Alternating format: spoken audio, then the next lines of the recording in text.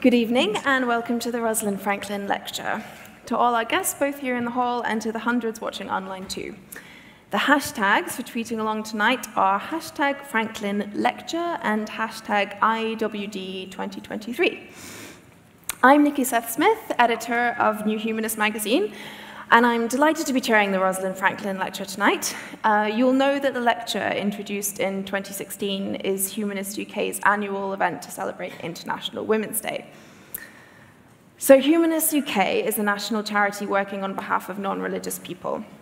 Powered by 100,000 members and supporters, it advances free thinking and promotes humanism to create a tolerant society where rational thinking and kindness prevail. Humanist UK provides ceremonies, pastoral care, education, and support services, benefiting over 1 million people every year. And their campaigns advance humanist thinking on ethical issues, human rights, and equal treatment for all. You can find out more by visiting humanists.uk after the event or speaking to staff out in the foyer. But back to the Rosalind Franklin Lecture. Previous speakers have included microbiologist Dame Anne Glover, psychologist Professor Sarah Jane Blakemore, author Angela Saini, broadcaster Kathy Newman, biblical historian Francesca Stavrakopoulou, Oxford vaccinologist Professor Dame Sarah Gilbert, and just last year, space scientist Maggie Aderin-Pocock. Tonight is the first time in 3 years we've been able to meet in person for the lecture. And I'm joined here by author and historical biographer Sarah Bakewell. Sarah had a wandering childhood, growing up on the hippie trail through Asia and in Australia. She studied philosophy at the University of Essex and worked for many years as a curator of early printed books at the Wellcome Library in London before becoming a full-time writer. Her books include How to Live, A Life of Montaigne, which won the Duff Cooper Prize and the National Book Critics Circle Award, and At the Existentialist Cafe, which was one of the New York Times 10 best books of 2016. Bakewell was also among the winners of the 2018 Wyndham Campbell Literary Prize. She still has a tendency to wander, but is mostly to be found either in London or in Italy with her wife and their family of dogs and chickens. Her newest book, Humanly Possible, 700 Years of Humanist Free-Thinking Inquiry and Hope, explores the stories through history of writers, thinkers, scientists, and artists, all trying to understand what it means to be truly human. The book is published on 30th of March, but you can purchase your very own advance copy from Newham Books at the back of the hall at the end of the event, so please do. For tonight's lecture, Sarah has pulled from her book the stories of 7 humanist women whose lives spanned the 14th to the 20th century to examine in greater detail. And I'm going to hand over to her right now. Please welcome Sarah Bakewell. Thank you.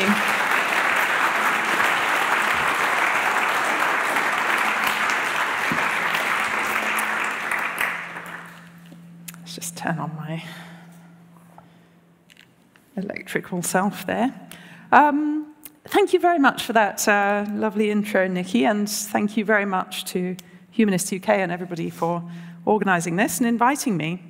It's a great honour to be here to celebrate International Women's Day and also the name of Rosalind Franklin. Excuse me. I won't do too much of that, I promise. Rosalind Franklin, who died almost 65 years ago after far too short a life. Over 80 years ago, in 1941, she finished her chemistry studies at Newnham College, one of the women's colleges at Cambridge. But as a woman, she couldn't graduate with a full bachelor's degree. Oxford had reformed this in 1920, but Cambridge would hold out until 1947.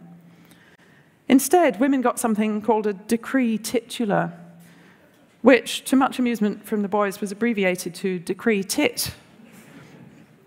And also I gather that female students could attend mixed lectures with the other students, but they were expected to sit all together in the front row, like frisky ponies who needed corralling, or even microorganisms that needed containing. And it's enough to make you wonder in the words of another scholar, Dorothy L. Sayers, who graduated from Oxford, but in 1915, so she also had to wait to get her degree retrospectively. Are women human? The question actually could be read in another sense, because historically, human, as well as meaning the obvious, could also mean erudite, educated, cultivated, as in the Latin term humanissimus, which was used quite a bit on title pages to mean very human, very educated, authors who were pleased with themselves for knowing a lot, basically. It's the superlative form of humanus, which was also the source of humanitas, a word meaning humanity, but also cultivation, education, and so on, and kind of gentlemanliness as well. And from that come the studia humanitatis, or human studies. And from that, bear with me, come our English word humanities, so the study of arts, literature, history, etc. And people who practice or teach the humanities are still sometimes called humanists. It's one of several major meanings of the word. So as well as being part of the species, to be human also meant being cultivated and polished in this way, having been through a kind of civilizing developmental process that lent you a kind of dignity and confidence, an intellectual and moral adulthood. And women had long been explicitly or implicitly excluded from that process. They were prized more for having qualities such as quietness, a demure separation from public life, modesty, and chastity. These were all negative, the opposites of positive experiences and attainments such as eloquence, civic responsibilities, confidence, and whatever the opposite of chastity is. Whatever you call it, it certainly sounds more fun.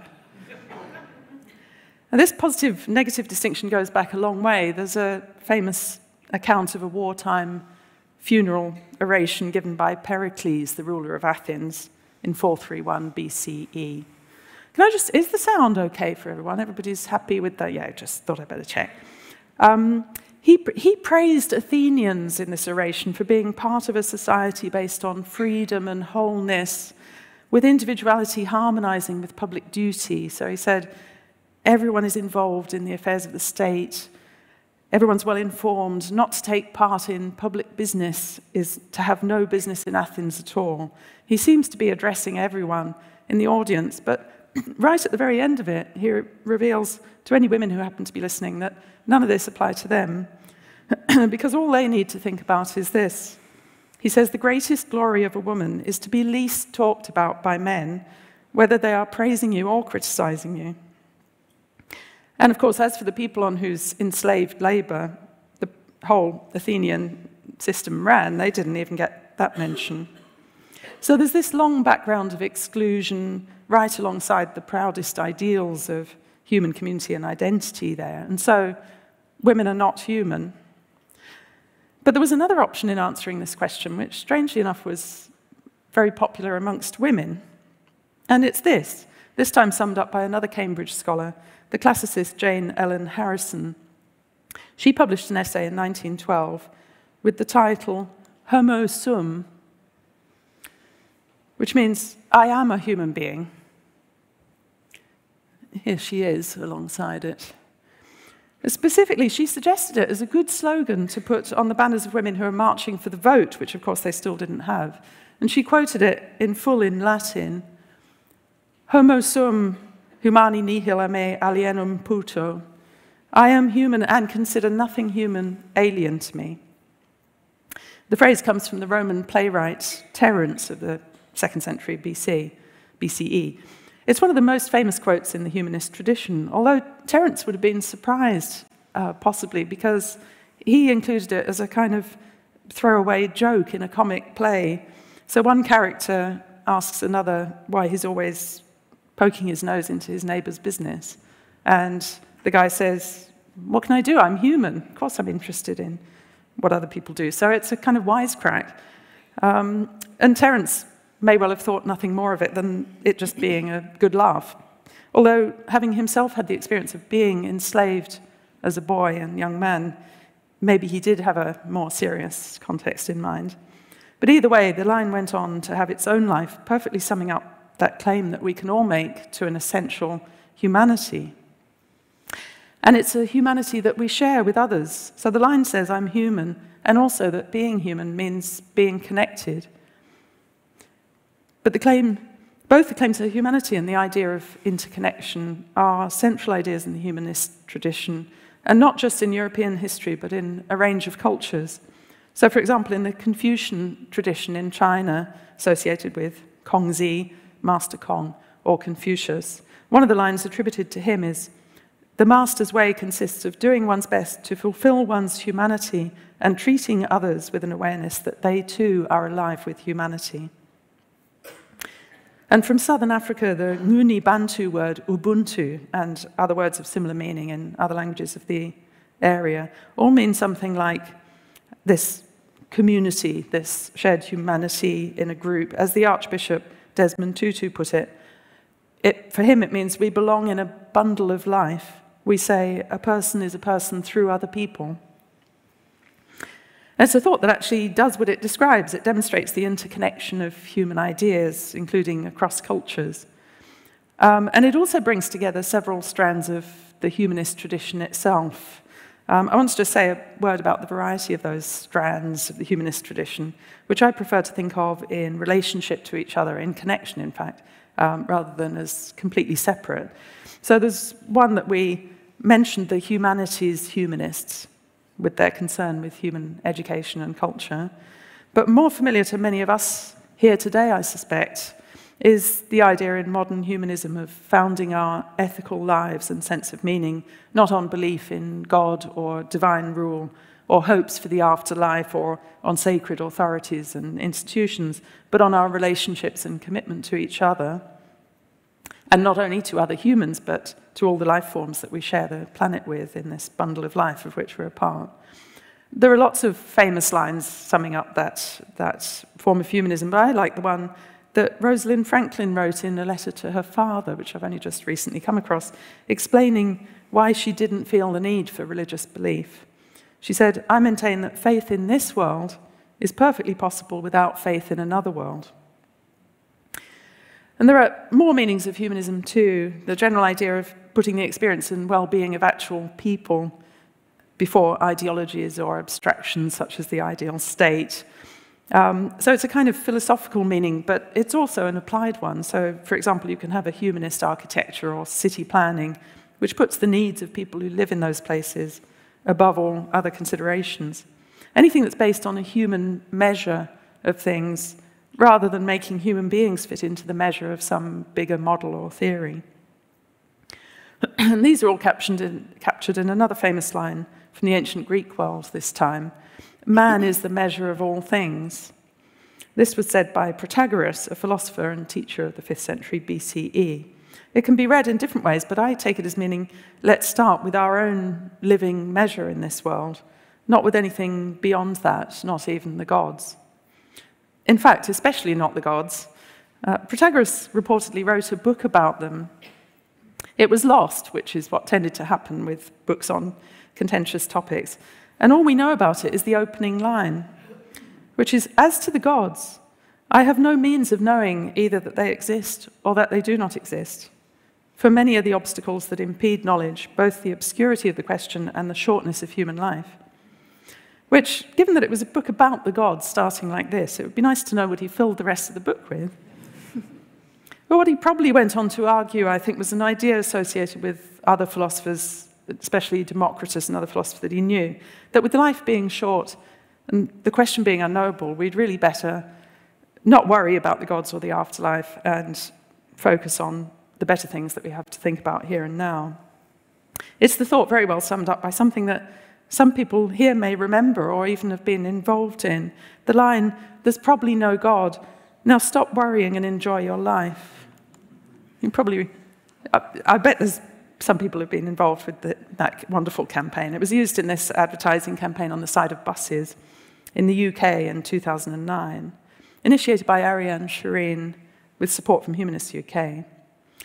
And it's also well summed up by one of several lines that I love by the American writer Zora Neale Hurston, writing in her 1942 autobiography about not having religious belief. It's fine if others take consolation from religion, she says, but it's just not for her. And she says, somebody else may have my rapturous glance at the archangels. The springing of the yellow line of morning out of the misty deep of dawn is good enough for me, is glory enough for me, sorry. And why fear? The stuff of my being is matter, ever-changing, ever-moving, but never lost. So what need of denominations and creeds to deny myself the comfort of my fellow men? The wide belt of the universe has no need for finger rings. I am one with the infinite and need no other assurance. So the many forms of humanist tradition, I think, and this is a bit of a potted version of my kind of argument in the book, are brought together. It's really right there in the word, human, the human measure, and homo suum, by the idea of all being connected to each other and being connected essentially in this world, as well as to the great reach of the rest of the physical universe around us just by virtue of being here. But who is this human being? Who is this measure of all things? Here he is. If there's an image that sums up the humanistic vision, especially associated with Renaissance Tuscany at a certain point of history, especially the 15th century, this was drawn in 1490 or thereabouts by Leonardo da Vinci, of course. This is it. This is the image. And he's a beautiful human figure, perfect, well, apart from having too many arms and legs. And this figure definitely says, man is the measure of all things. It literally does say that because it illustrates the architectural theory of Vitruvius in the 1st century BCE, who recommended that buildings, and temples in particular, should be based on human dimensions, which became a very popular idea in the Renaissance. So, but are women human is an apt question when everyone in European intellectual circles, at least, knew that this was what a human being looked like. So we have here a powerful and beautiful humanist tradition, all centering on the human, but that tradition conceals exclusions and gaps. And it took those who were outside this circle to spot it in most cases, and to start speaking about that fact despite all the insistence that they shouldn't. But in doing this, they also did draw on many of those beautiful ideas from the humanist tradition itself. They argued against exclusion, but they did it using principles such as, I am human, and nothing human is alien to me. The human measure is what matters. And also a humanities-based insistence on using the skills of historical interpretation and close reading and questioning sources to analyze the sort of received ideas and ask where they came from and what limitations might lurk within them. And by doing this work, they made vital contributions to the humanist tradition in turn, enlarging it and strengthening it very much to its benefit.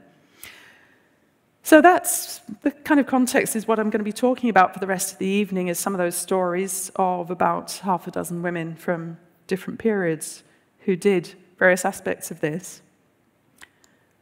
And the first one is, we're going back to the world of the humanistic writers and scholars of the 14th and 15th century in Italy and France.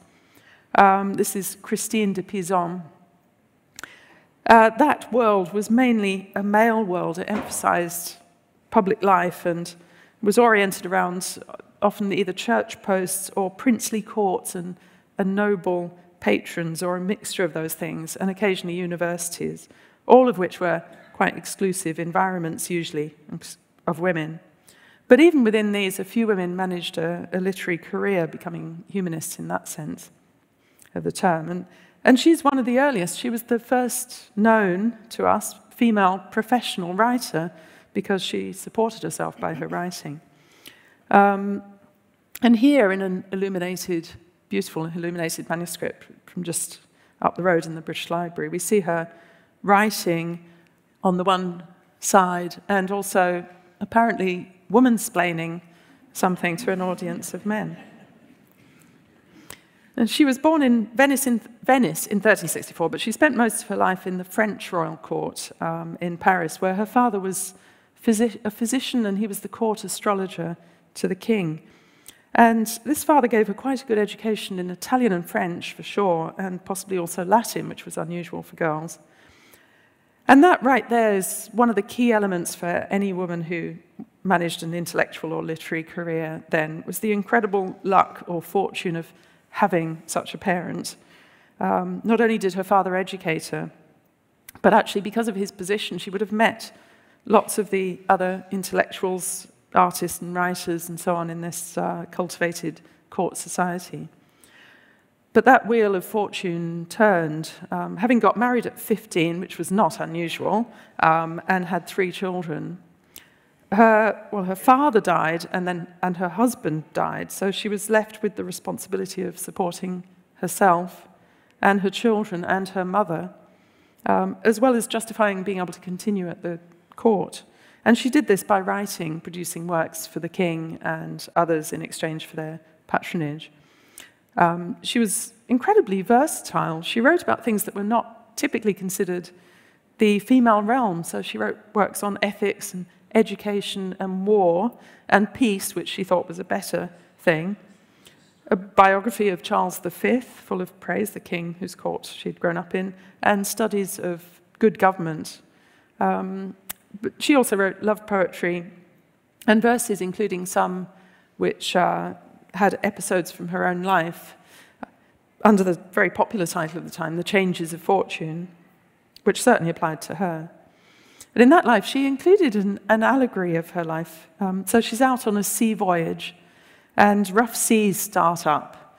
And she falls into a kind of trance, and the figure of Fortune personified comes to visit her and sort of lays hands on all over her body. And when she wakes up, she finds herself with stronger muscles and a deeper voice. And she's basically undergone a kind of Orlando transformation into a man. And I think what she's saying is because this fits the role as being the head of the family suddenly. But also in another work, she does say that her success in literature might have something to do with the novelty of being a woman writer. So she wasn't downplaying that. She kind of plays it both ways, really. And she was very successful, judging by the number of manuscript copies of her works that survive. She often put herself into the writing like that, as a kind of narrative centre. One of those works is the one she's best remembered for today. She wrote in 1405, called The Book of the City of Ladies. The narrator is Christine herself, and she admits to becoming depressed after reading all the misogynistic things that men have been writing about women. So she's down in the dumps, and then she's visited by 3 female figures this time: Reason, Rectitude, and Justice. Catchy names. Reason suggests to Christine that she build in her mind a city of ladies and fill it with all the examples she can think of brave, scholarly, or inspiring women. Here's the city of ladies that she builds and fills it with everyone from the Virgin Mary to great queens and figures from myth. And she does this, the book is the city, basically. She puts them all in the book, and each is a brick in this city which fortifies her and other women and shores up their well-being by reminding them of what women are capable of. And Reason also teaches her to use the tools of reason. So she encourages the narrator to ask about those misogynistic writers. Have those men never been wrong about anything? Well, clearly they have, because they always contradict or correct each other in details, so they can't all be right. They're fallible. Other women authors made similar remarks later, such as the 16th century poet Moderata Fonte, who warned the reader who believes bad stories about either men or women, you ought to consider the fact that these histories have been written by men who never tell the truth except by accident. Seems a bit harsh. But there's a serious analytical question under this, which is who wrote these works, and also what was in it for them. So the humanist world, several centuries in between Christine and, say, Moderata, did include other notable humanist women, but sadly not very many. And there were sometimes, they might start out well, but they were frustrated in their ambitions, and in particular, they often struggled financially to survive. and some had to give up. I find the story of one of them particularly moving, which is Cassandra Fedele, or Fidelis.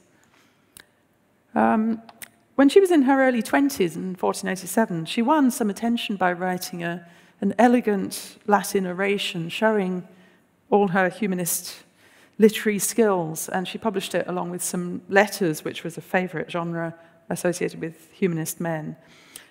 She sent this to the great Florentine humanist and tutor to the Medici family, Angelo Poliziano, who wrote back praising her kind of in rather condescending terms of, how amazing to find a woman who uses her pen instead of a needle to sew and paints ink on a page instead of makeup on her face, that sort of thing. But after this burst of early attention and acclaim, she fell into obscurity, and also then when her husband died, into real poverty, apparently producing nothing for years until finally at the age of 82, she was given an appointment as prioress of an orphanage in Venice, which gave her a bit of financial security. I was struck by a line from one of her letters. She wrote, "Even though the study of letters, i.e. literature, promises and offers no reward for women and no dignity, every woman ought to seek and embrace these studies for that pleasure and delight alone that comes from them." Of course, women were not given rewards and dignity because, remember Pericles, they were not thought to have any need for entering public life or using the humanistic skills of good speaking, good writing, learning moral philosophy or history to make good judgments and choices, because after all, they weren't expected to have many choices to make at all. It reminds me actually of something that Jane Harrison remembered being told as a little girl. A favourite aunt caught her reading a Greek language book and said, sadly, "I do not see how Greek grammar is to help little Jane to keep house when she has a home of her own." And Cassandra's argument here is that that's as may be, and there may be no hope of using it, but the pleasure and delight that comes from study is worthwhile anyway. But of course, those who did study did sometimes go beyond just the pleasure of it to use their knowledge to point out inconsistencies, as with Christine de Pizan, or the circularity and assumptions behind their arguments. And this sort of thinking, criticizing assumptions, using rational arguments, and looking closely at the origins of texts, who wrote them, where they came from, these just happen to be the very things that humanistic study was meant to inculcate into the boys that were getting this humanistic education. And some of the women managed to learn that well enough to turn the critique the other way. Notably, in the 16th century in France, Marie de Gournay, she was born in 1565. She also had that family luck because she had an uncle with a good library, and he let her study in it and educate herself. She went on also, another, in a way, piece of luck, she went on to befriend the renowned humanist essayist Michel de Montaigne. And when he died, she edited the authoritative edition of his works based on his last notes, which was actually a great coup for her, a great way of establishing a career. But it was always a battle. She was mocked because the preface that she wrote for that edition was too feminist, so she toned it down in some later editions. Then she toned it up again, rewrote it in various forms. She was mocked for sometimes having to write things for money, because again, she was supporting herself. So then she wrote justifications for why she needed the money and exactly what she was going to spend it on, which perhaps wasn't a good idea, but it brought even more mockery on her head. And she was excluded in the most blatant way when later she was involved in the founding of the Académie Française in 1634. She helped found it, and then as a woman she was barred from taking part in their meetings. But in the preface, as well as several other overtly feminist works that she wrote, she was an eloquent critic of the many subtle as well as the obvious effects that hold women back. She wrote a lot about the lack of confidence that came from having had this somewhat patchy self-education. She didn't know Greek, and she also worried about making errors in her Latin. It was hard, she said, to hold forth knowledgeably in an intellectual conversation, sprinkling it with Latin quotations when you were worried that you might get them wrong. And in any case, all the men in the room were smiling at you indulgently because it was just so amusing to see a woman trying.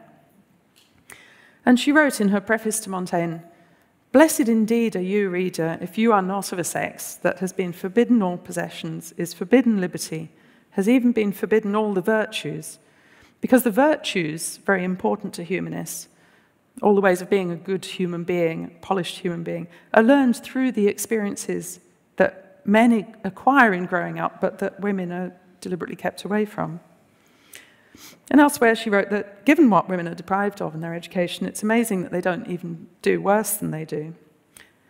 But meanwhile, she goes on, the ones who are actually failing to think logically and with proper insight are the ones who disparage women because they're just accepting received ideas. She wrote, "They have not learned that the chief quality of adult is to espouse causes on the basis of popular belief and hearsay." So all these elements, the critical thinking, but also the interest in the virtues and the belief in human excellence being potentially available to all equally, would all come even more to the fore in the following century with what we often call the Enlightenment. So this is the great era of the interest in reason and individuality and the rights of man, the American and the French revolutionary ideals. And again, that tended to have the usual gaps and often unnoticed, but some did notice them. In 1791, after the French Assembly issued its Declaration of the Rights of Man and of the Citizen, the feminist and also anti-slavery activist Olympe de Gouges addressed, there she is, to the Assembly a declaration of the rights of woman and the female citizen, citoyenne, instead of citoyen. She wanted everything the revolutionary government said about freedom and rights to be applied to women as well. It didn't do her much good. She was guillotined in 1793, although for reasons to do with her political choices rather than for that specifically. Yet the revolutionary Pierre Gaspard Chaumette said that, quote, "forgetfulness of the virtues of her sex led her to the scaffold." That didn't do him much good either. He went to the guillotine the following year. Meanwhile, writing for an English-speaking audience was Mary Wollstonecraft, who also saw an opportunity for women in French revolutionary ideals. She also earned her living by her pen, and she also had quite a few early difficulties in life. She had to try to make a living first as a teacher and then as a governess in Ireland, which she didn't like very much, being a governess at all. But she wrote books and articles fast and fluently, and this eventually brought her both work and a home with her publisher in London, John Johnson. He had a house that was always full of writers and radicals of all kinds, and she really thrived there. She really tended to shine in company. When one of those radicals, William Godwin, met her at one of the house dinners, he was annoyed because she wouldn't shut up. And he really wanted to listen to another guest, Thomas Paine, author of The Rights of Man.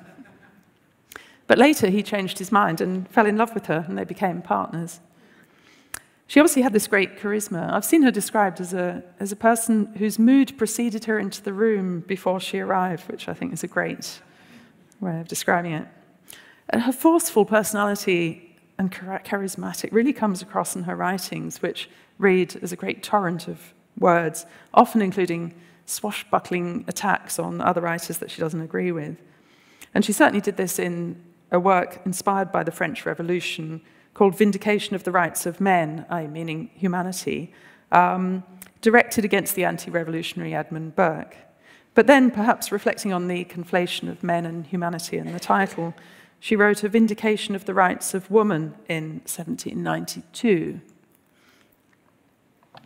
Again, it's an incredibly vigorous book, written fast as usual and full of invective.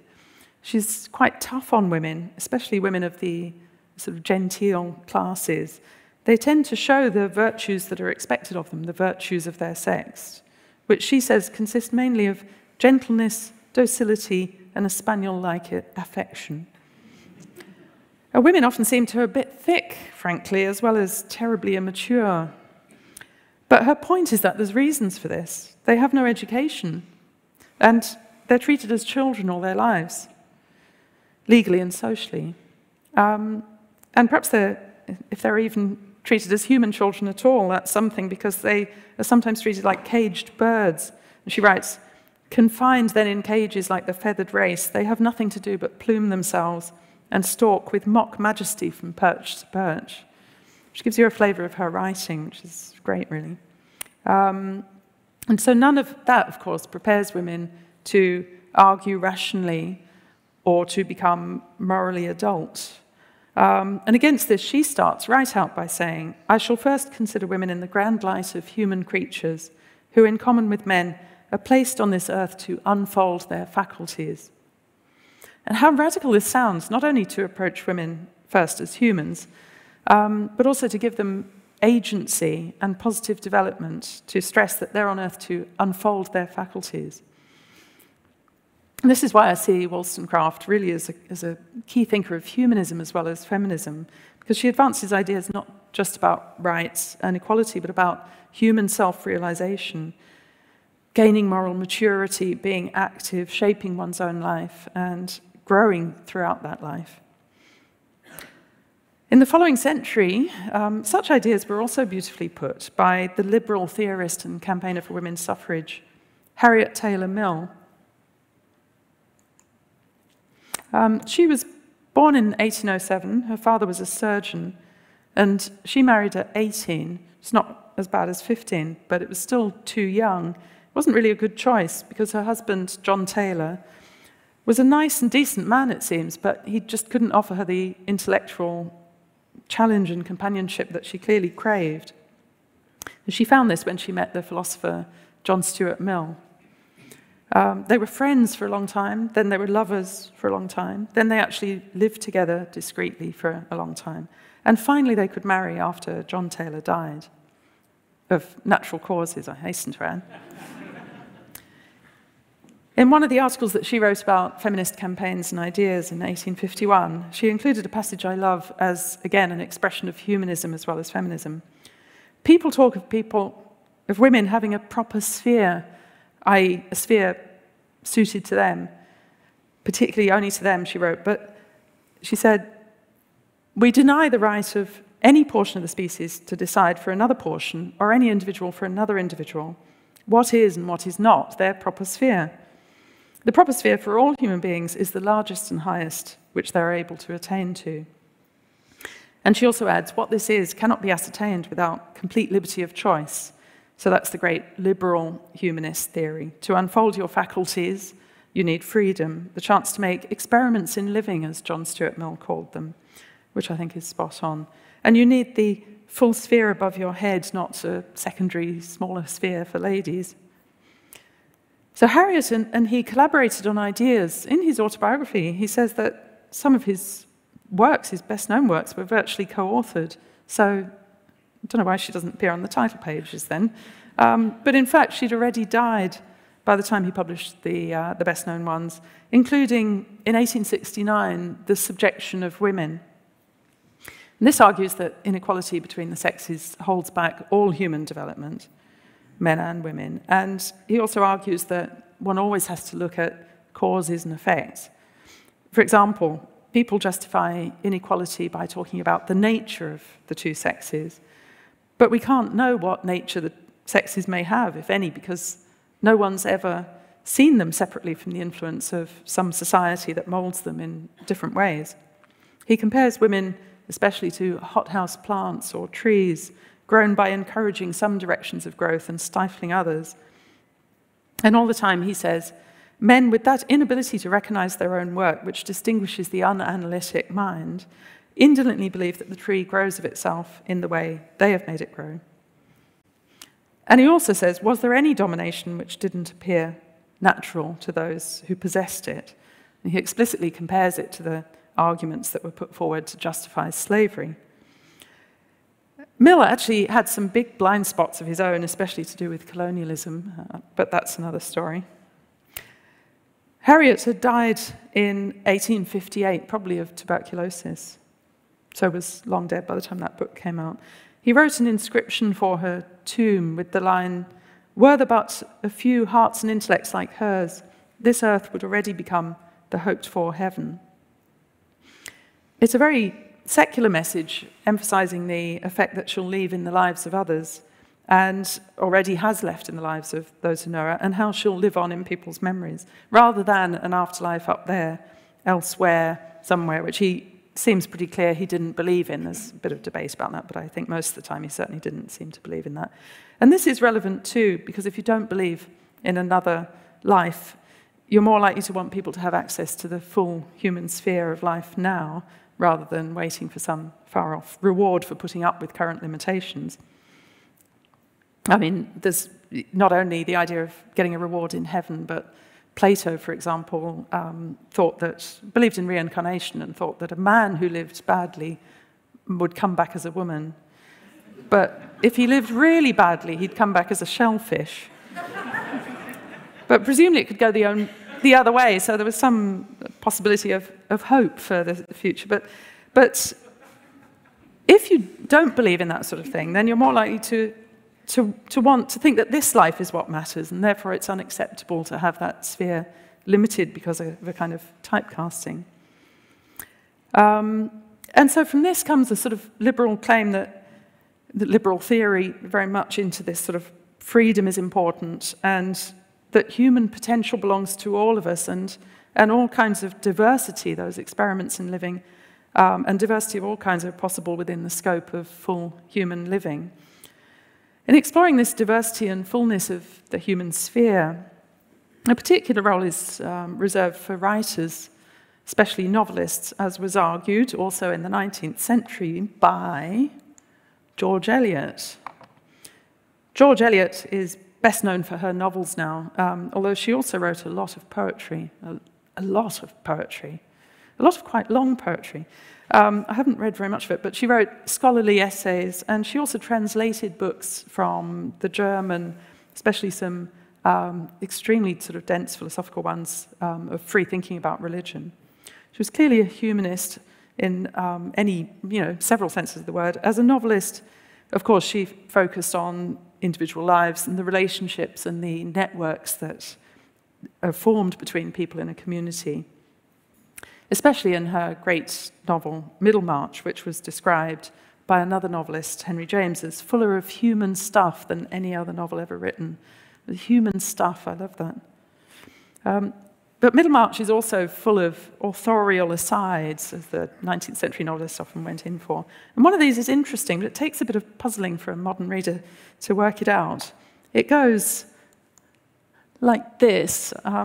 Your pier glass or extensive surface of polished steel rubbed by a housemaid will be minutely and multitudinously scratched in all directions.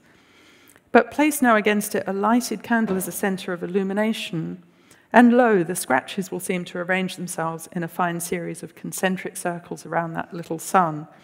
But in fact, she explains, those scratches are going everywhere impartially. I don't know what the housemaid thought about all of this. And I must say, I had no idea what a pier glass was. I sort of imagined from that description that it was some kind of round magic disco mirror ball thing, but it's actually just a mirror on the wall, or between two windows, the pier between two windows. And the mirrors of the time clearly must have got perhaps more scratch than today, either from manufacturing or just too much damp polishing. In any case, I think that it can now be seen more clearly in polished brass, which I eruditely trawled the photo libraries for, and found this photo. And I think this is what she's talking about. The idea is that wherever the center of light is, in that case clearly over there, everything around it seems to form a circle, as if that's the point that matters most. And in the case of a person, that's your consciousness, my consciousness, your perspective on the world. But if you moved the light to another spot, everything would center on that. And so other people in different spots have their own circles. And the whole picture, in truth, is multi-perspectival, not centered on any one point at all, or centered on all of them, if you like. It's really an elaborate way for her to say that we all think the world revolves around us. And the novelist's task is to help us to see a larger picture, giving us some access to how the world can arrange itself differently for another person. As she wrote in an earlier essay, The Natural History of German Life in 1856, the greatest benefit we owe to the artist, whether painter, poet, or novelist, is the extension of our sympathies, which was the word of the time for what we would now call empathy. An artist or writer can give a picture of human life, she says, which surprises people into noticing what's outside their own circle. And from this comes a kind of starting point for moral feeling. Literature amplifies experience, it extends our contacts, and makes connections. And it was another humanist novelist, E.M. Forster, who wrote "Only Connect," again, a very much quoted line. He had a character in his novel, Howard's End, explain that by only connect, she meant making connections between your experiences and those of others, and also between your actions and their consequences, and between causes and effects. And this is a vision of the humanist idea that we're all at the center of our own lives.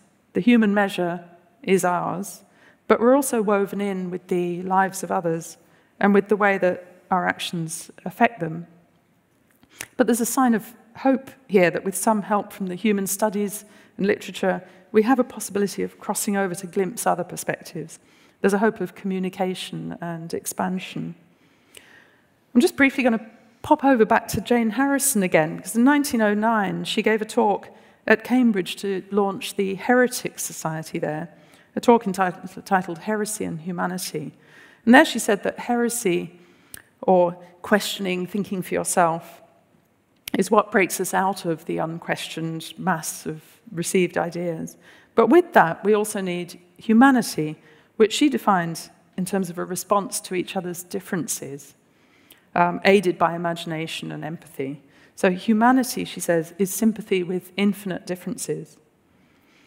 So yes, being heretical means rebelling, but she says, yet all the time we know that we can, with spiritual safety, rebel only insofar as we are personally sensitive to the claims of other individual lives that touch our own. There's a lot to think about in that, I think, but one implication in my reading is that for her, homo sum, that heretical declaration of one's right to humanity, must rightly always lead to, and I consider nothing human alien to me.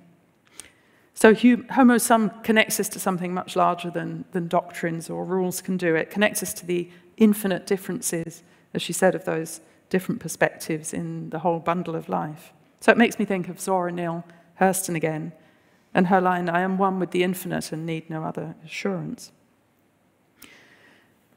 So to conclude, we've seen an enrichment and expansion of the humanist tradition, written by those who are relatively usually excluded from it. But to do it, those writers and thinkers also drew a deep nourishment from aspects of that human tradition and its principles. So we've had Christine de Pizan pointing out, using literature to bring in women's perspective on misogynistic assumptions using her learning. Marie de Gournay pointing out how causes and consequences work, including the subtle ones. Olympe de Gouges, Mary Wollstonecraft asserting the universality of human unfolding and human agency. Harriet Taylor Mill and John Stuart Mill showing the importance of freedom in having that full range above one's head and the need for critical thinking to open that up, and also a sense that we better do it here on Earth. George Eliot, the novelist's view in which we're all at the center of our own human measure, yet we can each enlarge our grasp of that multiplicity. Jane Harrison, being a human being also means finding nothing human alien. And Zora Neale Hurston on the largest humanist perspective of all, I am one with the infinite and need no other assurance. Thank you very much. That's it.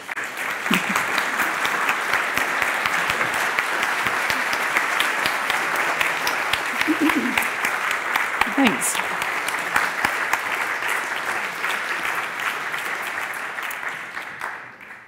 Thank you so much, Sarah. I'm going to ask a few questions and then open it up to the floor. I was really struck listening to these stories about the function of hope. And I wondered if you could say more about the particular relationship of the humanist tradition to hope and how important that's been in the progress towards equality. Yeah, definitely a really great question, because I see that as one of the sort of main pillars, in a way, of humanism, because it's you know, what it's saying, I think one of the things in humanism is that it comes down to what we do. You know, it's up to us, really, to, if we want the world to be a better place, if we want human life to be better, if you don't believe that praying to have it arranged for you by somebody else out there, then really it is up to us to do it. And this is a strand that runs through so much humanist thinking through the centuries. And that applies to, you know, to sort of all aspects of social life, as well as just having better technology to sort of forecast storms or build buildings better so they don't fall down, you know, all these things that make human life a bit better. But I think it's sort of the role of hope in all of that is, it comes from that constructive sense, but it also comes from having a certain willingness to not to always think that we're just desperately hopeless and that everything that we do is always going to end in disaster. I mean, that can be quite hard to hang on to at times.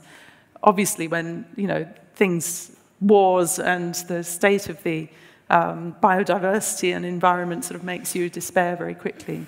But I think it's the other side of the coin. So yes, it's our responsibility, but for that very reason, it's not a responsibility that we can abdicate. And this is all a bit, you know, might all seem a bit tough, but the other side of it is that there is hope, because if we just get our acts together and do it, we're not, I mean, it's sort of contrasted with the idea that we're just doomed to live terrible lives or to do terrible things. I mean, there is this strand in some religious traditions that sort of more or less says, well, you know, we've been made to do terrible things, or, you know, so what can we do? There's nothing, all we can do is hope for grace or salvation or redemption.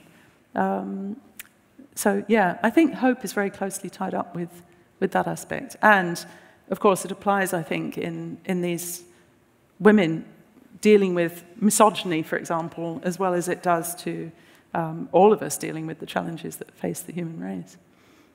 And there seems to be something in that span of 7 centuries that maybe speaks to that idea of hope. And I just wondered what enthused you to take on that project, as it's very expansive across the generations. Yeah, I mean, what started me off on it was that I realized that it was actually through the kind of humanities humanism more than anything else, because I realized that so many of the writers and thinkers that I'd been interested in previous books and just generally through my life had been writing within that humanist tradition in some way, or sometimes writing against it, challenging it, pushing its boundaries. Humanist in the sense of that kind of literary and social and historical study. People like Michel de Montaigne, who it was only sort of afterwards that I realized how much of what he was doing made sense because he'd grown up in that humanist world. And he was beginning to actually be a bit tougher-minded about questioning some of the things that were said about human potential and, you know, all the wonderful side of human beings. And he was sort of starting to think, well, actually, I think the story's a bit more complicated than that. So I had a great interest in sort of what tied those people together and what they shared. But at the same time, I'd always, mostly without really thinking about it by that label, but I'd always been a humanist in my own convictions and my own relationship to the world and the way that I felt about life. And I wanted to explore whether, obviously there are huge differences between those different types, but I was really interested in exploring, well, what do they have in common, if anything? What ties them all together? What light can they shed on each other? So it was that really that drove me. I did wonder, obviously we're here on International Women's Day and we've had a focus on gender, but that kind of approach, that humanist approach and critical thinking, and also sort of just pointing out the logical inconsistencies, you know, that you've explored some of that, and how women thinkers have taken on the challenge of presenting that argument. Obviously, there are parallels with questions of race and sexuality, and I wondered if you could talk a little bit about that. Absolutely, and you know, obviously today I was sort of focusing on women, but I think really the drama that's going on there is about exclusion. and there's a very similar story. Of course, there's all sorts of differences as well, but there's often a very similar tendency to, you kind of get this idea of what a human being is, and then when you look at it more closely, it is also kind of the expression of a limited view of what a human being is in some way. So the interesting thing for me was also to try and find out what is the universal, is there something that's universally human in each of us? I mean, like the kind of, Declaration of Human Rights says that we all have this essential humanity. It's this homo sum idea. We all share something absolutely essential, but also that, of course, we're an absolute mass of differences and diversities. And sometimes you get this sense that people think that they're somehow opposed, and you can see why, because obviously, there's a different they're two very different ways of looking at human beings, primarily in terms of difference or primarily in terms of a unity. Mm. But actually, what I thought was the most interesting way of looking at that is that when you see a society in which one of those things goes missing, either the respect for the essential human rights of all and the essential humanity of all, or respect for people's differences, they tend to go missing together. An oppressive society, an anti-humanist society, as I tend to think of it, is often one that doesn't prize either one of those things. And so that, to me, suggests that there's a lot more that they have in common, because in a way it's really both of them are about trying to treat people with respect and understanding. It's this idea that we can't do it perfectly, but we can go some way towards making connections with each other and understanding where everybody is, other people are coming from besides ourselves. And I think you've written elsewhere that in the process of writing the book, you were quite surprised at the commonalities, because there's such a diversity and there's such a range. Of types of humanism. Yes, exactly. Yeah. Different strands. Obviously you're focused on Europe, but you were surprised at actually how much was held in common actually. So I wondered if you could talk about that, and just if there's anything that particularly you said that you consider yourself a humanist, but anything coming out of that you felt particularly inspired by. Yeah, well, it was a surprise. I must say it was a happy surprise, because my book would have been in tatters if I hadn't found any common area at all. What I found was it wasn't even that I found commonalities that I wasn't expecting, but that I found that there was always something interesting that came up if you looked at one type of humanism through the lens of another. So, for example, this whole idea of kind of critical thinking and analysis of the sources of ideas, asking who said that, what was in it for them, and where does it come from, this idea, and asking questions, which is certainly something that free thinking and the secular worldview, the challenges to dogma and doctrine certainly have that. But, of course, it's also one of the main things that the literary humanists of, like, Renaissance Italy were doing. I mean, there's a guy that I find particularly fascinating who lived in the 15th century called Lorenzo Valla, and he was the one who demolished, there was a document, the Donation of Constantine, which supposedly recorded the moment when the Emperor Constantine told the Pope that he could have, and all his successors could have, complete dominion over the whole of Western Europe, which of course was very convenient for the Church.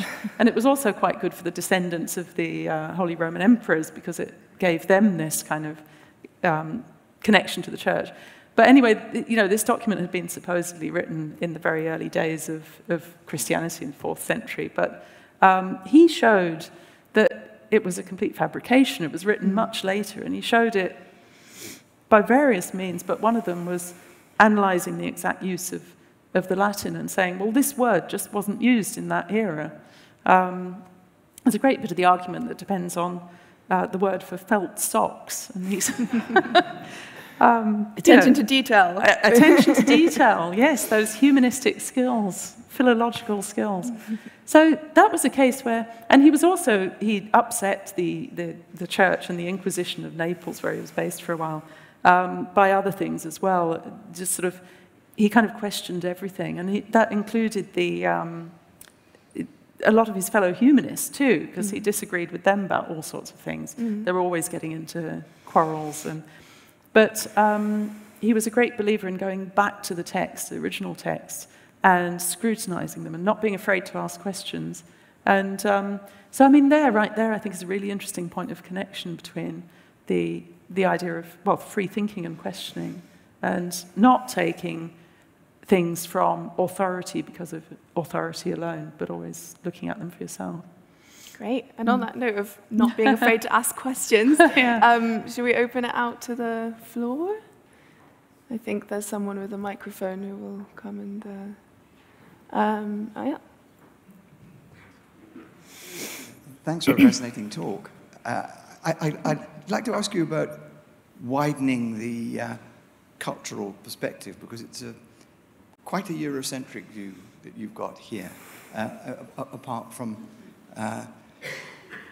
the Lady Horton. I'd never come across her before, but her words are fantastic, aren't they?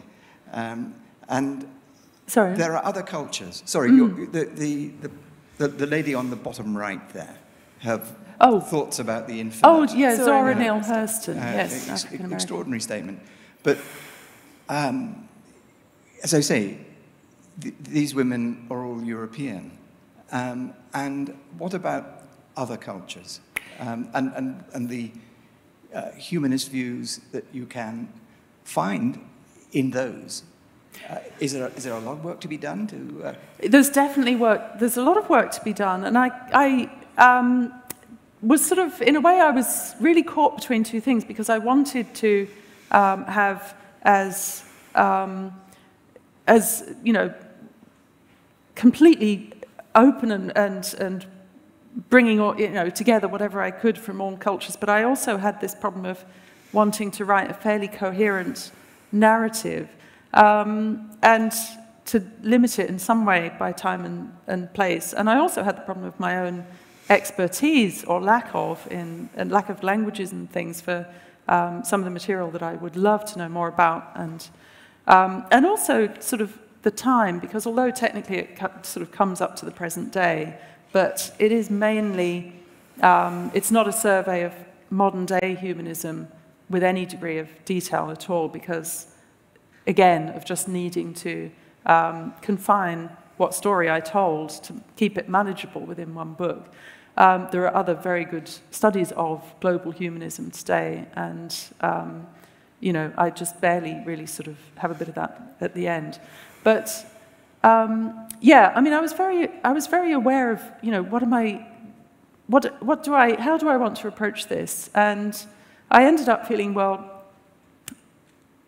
I tried to tell a story of people who either knew each other or responded to each other's work, and to keep it so it is fundamentally a European story, but not exclusively so, of course. But yeah, that's a limitation, if you like, I'm very well aware of in the book. So yeah, thanks for raising that point. The lady again on the bottom right, who is reaching for the infinite, do you think that the thought, the feeling, the experience she actually is having is exactly the same as the experience a religious person would have, and the only difference is that she doesn't ascribe it to God? Or do you think that the religious person imagines they're having some other experience? Very interesting question. Thanks for that. I mean, what I felt about what she's writing about there, and I didn't really have time to sort of go into this and talk, but to me, there's a really strong echo and line of inheritance, really, going back to the ideas of, well, Democritus in the ancient world, which were then taken up by Epicurus, so that we get Epicurean from, and Lucretius. So these were all people who wrote about the idea that basically we're composed of matter, or at least we're composed of atoms, that was Democritus's idea, which are just kind of temporarily gathered together in us, both for our mental and our physical lives while we're alive. When we die, they just sort of float apart again, and they reconnect back to all of the rest of the world and the universe, because everything's composed of these atoms. And therefore, and there's lots of things that follow from that. So one of them is, don't worry about a personal afterlife. Don't even think about it, because how can there be? There'll be no you anymore. It's just everything has reconnected back into forming other objects. And this is an idea that there was also a school of thought in India that, again, we know very little about because very little of the text survived, which tended to be a problem with all these schools of thought because they had a lot of enemies who destroyed them. But it was the Charvaka school of thought, which again said, at death, everything that makes up you is just sort of, it's all matter, and it divides off into other things again. Very ancient schools of thought, both of them. And despite the fact that there were a lot of destruction of text, of what little survived, they sort of managed to be passed on and from thinker to thinker. And so you see them coming up all over different sources over a huge range of time. And to me, when she speaks about this being one with the infinite, and she says, I'm matter, and that's enough for me. I don't want anything other than that. So to me, that's a thought that, it's an interesting question what you ask, because to me it's a thought that is, on the one hand, kind of cosmic. I mean, it is thinking about sort of this connection to the infinite, but it's a kind of infinite that is totally tied to the idea that I, as an individual, am not going to remain an individual as I am now. It is going to be, just my bits are going off to reconnect with other bits in the universe. And this is a contact with the infinite. The other meaning of the infinite there that I was kind of alluding to is the one that comes from this interconnection with other minds while we are alive. So I think this is what George Eliot was talking about. And she was very keen on that idea. One of her most famous poems is about, sort of living on in the minds of other people when you die, that there's going to be this kind of chain of other people, she hopes, reading her work, and therefore she lives again. So it's a kind of, I think there's a huge difference between that and what most of the religious traditions would say about the connection with something beyond ourselves. So yeah, but a really, really interesting question. Thanks. Hello. Yeah, can you hear me? Oh, right. Yeah. Hi. So you mentioned actually something earlier on, and oh yes, sorry. So you mentioned something earlier that was piqued my interest. So you mentioned how, this is slightly irrelevant perhaps, but you mentioned how some religions inherently postulate the idea that people are born to inherently do terrible things, and I was just, sorry, I just wrote my question down actually. And so I just wanted to know if you believe we as a human race innately possess a sense of morality and a desire to do good, or in the sense is it a priori and innate and in our nature, or is a sense of morality develops through nurture, do you reckon? So you're saying sort of if we have an innate tendency exactly, to do good? Yes. Yeah, I mean, in a way, it's sort of good and bad, good and evil are very much human interpretations, of what we do. So that in itself gives us a kind of circularity in that way of thinking about things. But there's certainly, I mean, there was a major difference actually in the history of Chinese thought among followers of Confucius. And there was one, Mengzi, or Mencius, as he was sort of known to the West, who very strongly argued that we have a natural tendency to do good. And there was another one called Zunzi, who very strongly argued that we didn't, and that basically we're a mess, and our only hope was to just completely change our own nature. But Mencius argued, he had a very interesting argument, which again you find in sort of much later Western philosophy, that he spoke about, what happens if you're walking along and you see a child who has fallen into a pond or a lake. What do you feel? And almost certainly what you feel is an impulse to run forward and help the child. And that, he said, it's not in itself goodness, it's not in itself morality, but it's the seed for goodness. So that seed is something that's innate in us. And then it's all about education, moral education, development that will encourage that seed to grow to become a sort of full-fledged morality. And I think that's a very interesting idea. I personally suspect that even that is probably something that we kind of take from the fact that we're social animals by nature. So, I mean, I think there is an element of nature in that, but it's also, of course, the way that we have, from our earliest experiences of being born, we're very, very closely tied to those around us. We couldn't possibly survive without them.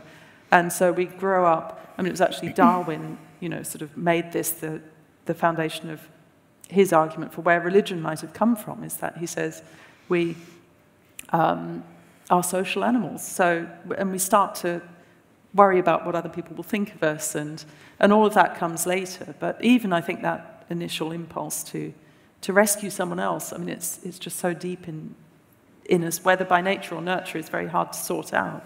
But the impulse to help another person. So if anything qualifies as goodness, I think that does. But I think to call it good is almost, that's putting a value judgment on it, which kind of comes at a later stage. Yeah, hello. Thank you very much. Fascinating talk, and I'm definitely going to look forward to reading about these ladies. You mentioned earlier about two things that when one disappears from society, respect for differences, it's usually another that disappears. Now, given the political and social atmosphere in the UK over the past, let's just say, past several years, the vilification of foreigners, immigrants as well, especially what we've been seeing over the past few months. Does that ever give you pause for thought, worry that we may, at least in the UK, slip back to a less enlightened time? Well, I always worry about that sort of thing, and I don't necessarily see it as a kind of more enlightened, less enlightened. I think that's, it's so much more complex, the factors that lead a society to sort of drift one way or the other. I certainly worry about what I see happening in this country and in other countries. I mean, I worry about it enormously, and I don't like most of what I'm seeing at all. I think that it's been interesting, actually, because while working on the book, there's definitely... I was working on it for about 6 years, and so it's not that everything was fine and wonderful and fabulous when I started working on it, but I do think there's been a definite deterioration in those years in many, many ways, and shocking and horrifying things. So it kind of, I had to sort of constantly ask myself, am I losing faith in human nature? Can I maintain this sort of overall fairly sunny view of what we're capable of? I think really it was what I'd always thought, which is that we have such a great range of potential in us that, it's never going to be humans are wonderful, humans are terrible, which was a kind of classic opposition of ideas. The other thing I would say, by the way, is, I'm talking here about the struggles that women had to get an education, but let's not forget the women that are struggling, women and girls that are struggling enormously to get any kind of education in some countries at the moment. And that's been particularly because of it being International Women's Day. I mean, I think the UN has just sort of come out estimating that we're like 300 years away from real gender equality in these respects. So, I'm very mindful of that as well. Thanks. We've probably got time for one or two more questions. It'd be good to have another question from a woman if anyone's hesitating. Oh, there's a yellow jumper there in the third row. Hi. I haven't written my question down either, so it'll probably come out like gobbledygook.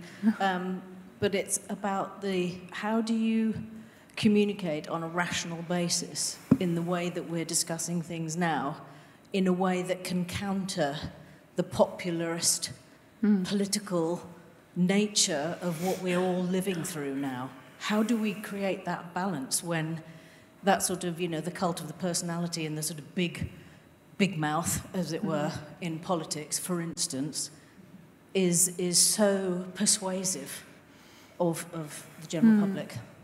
Yeah, well, I mean, and this connects, I think, to the question about hope as well. It's like, how do you retain your hope? I can only, and I don't know the answer. I wish I knew the answer to that. That would be nice. I don't.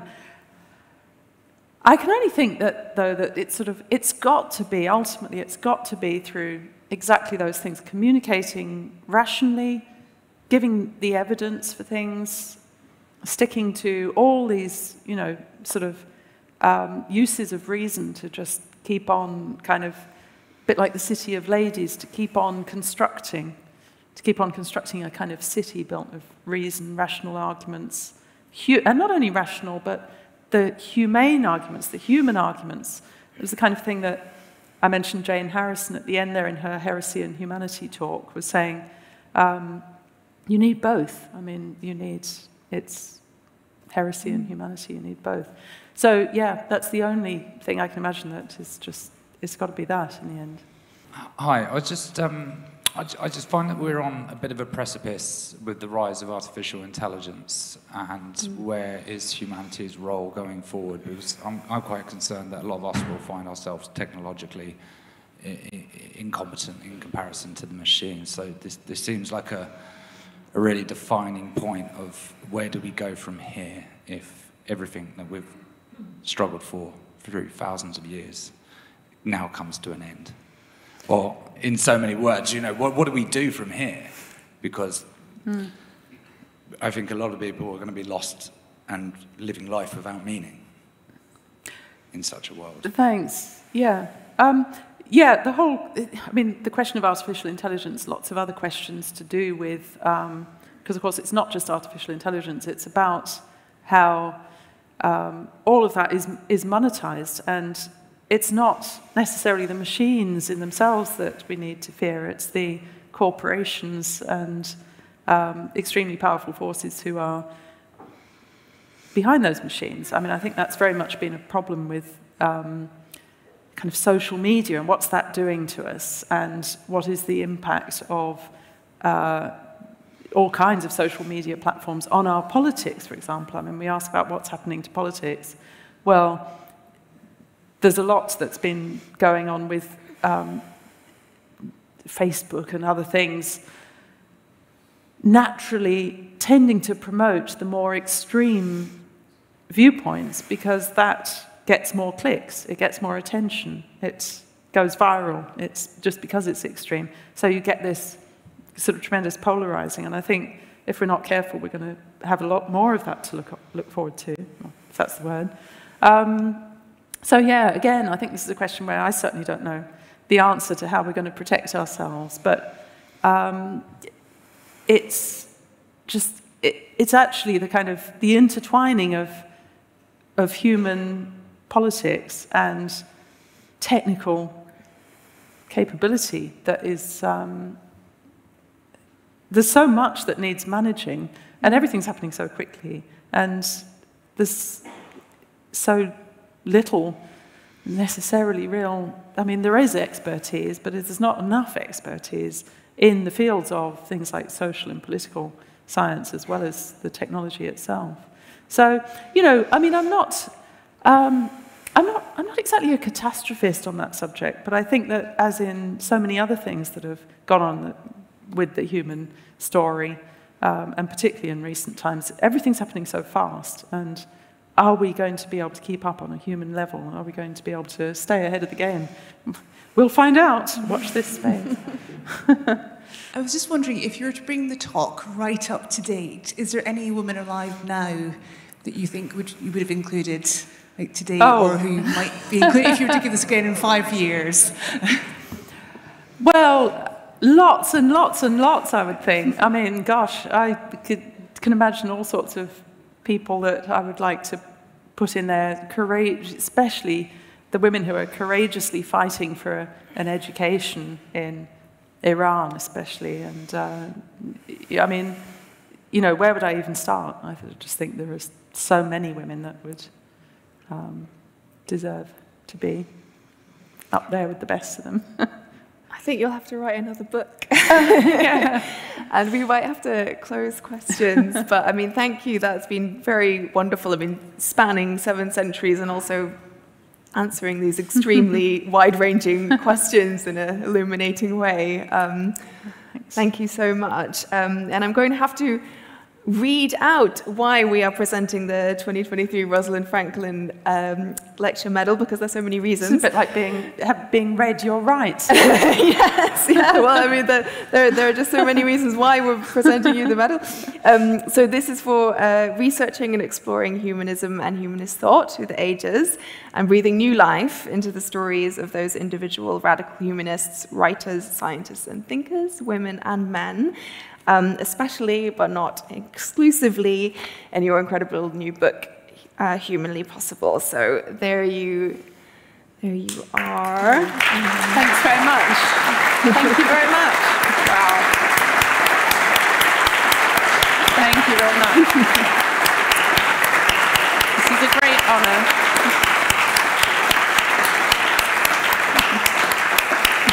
Thank you.